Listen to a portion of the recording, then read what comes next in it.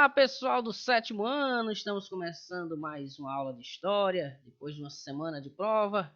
Espero que todos tenham tirado notas boas e vamos dar sequência ao nosso conteúdo, falando aí sobre as grandes navegações e hoje sobre o pioneiro, o pioneirismo das grandes navegações que coube a Portugal, quer dizer, ser o primeiro país, ser a primeira localidade a investir nas grandes navegações. Então, por que Portugal foi o grande iniciador?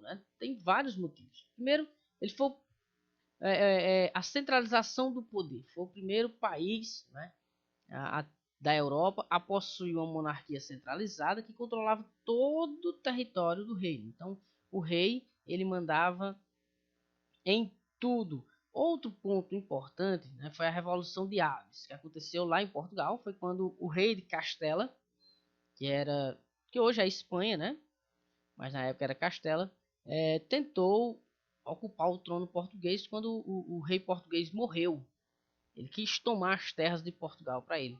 Os portugueses resistiram e expulsaram os invasores. O líder desse movimento foi Dom João, que foi coroado como Dom João I. O primeiro foi coroado aí como rei de Portugal. Ele que era, deixa eu ver, Dom João VI, ele era aí o tataravô de Dom João VI, pai de Dom Pedro I e Dom Pedro II. E nós vamos ver o pai de Dom Pedro I e avô de Dom Pedro II. Então esse daí foi o iniciador dessa família de reis que vai vir aqui, inclusive, morar no Brasil. Então esse foi um dos fatores, porque uniu a população contra um inimigo em comum, que era Castela, um rei muito, um reino muito importante, muito rico também, o reino de Castela, que depois conseguiu outros territórios se fundindo, se juntando e aí fundando o reino e hoje o país chamado Espanha. A experiência em mar aberto. Então os portugueses eles já tinham uma vasta experiência em mar. Desde sempre eles praticavam a pesca em alto mar. Isso lhes deu experiência para viagens mais longas. Então eles viviam muito da pesca e por causa desse costume, dessa tradição, já que a região não era muito propícia para a agricultura, eles vão investir aí na pesca e depois esse conhecimento vai ser usado para as grandes navegações.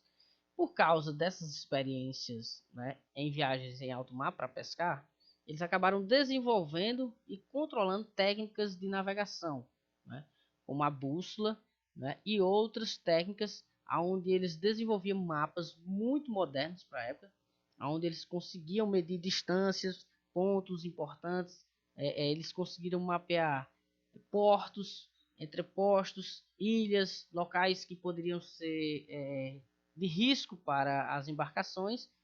Então, por muito tempo, os portugueses detiveram esse conhecimento. Só depois é que alguns outros reinos, como da Inglaterra, da França, e da Holanda e da Espanha, vão contratar estudiosos portugueses, vão pagar estudiosos portugueses para eles ensinarem essas técnicas,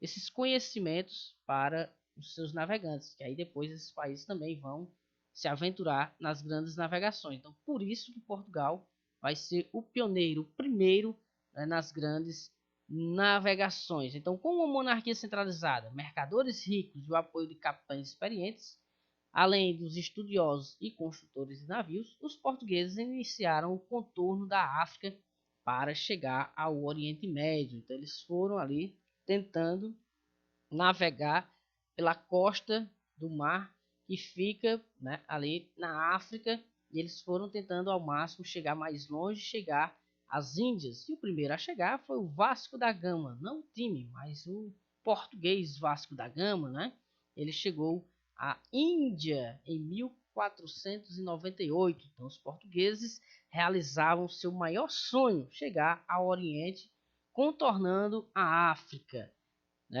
Vasco da Gama conseguiu esse contato e trouxe um carregamento assim muito valioso de especiarias, e isso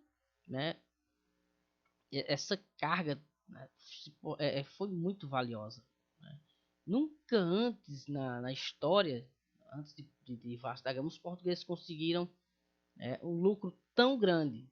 Então o lucro foi tão grande que outras pessoas, né, passaram a se arriscar nas grandes navegações, porque viram nelas a possibilidade de enriquecimento e, consequentemente, mudança de vida. Então, as navegações, as grandes navegações, tinham seu risco, mas também poderia possibilitar a mudança de vida. Por isso que muitos portugueses, espanhóis, depois os ingleses, franceses e holandeses vão se arriscar, né, no alto mar para conquistar aí novos territórios, novas rotas comerciais, porque tornou-se um meio muito atrativo e lucrativo.